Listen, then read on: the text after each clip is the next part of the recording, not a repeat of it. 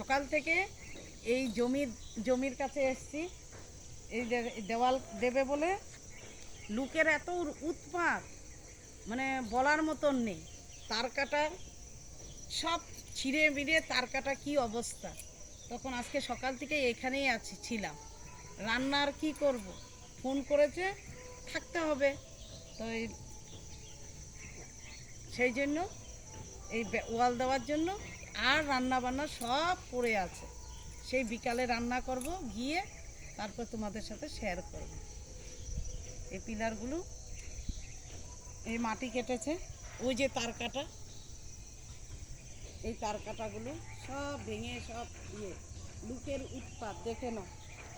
এই কলা বাগানে কলা গাছ আছে, এই মুচা খাওয়ার জন্য গাছ কাটা, দেখি অবস্থা। লোক না থাকলে যা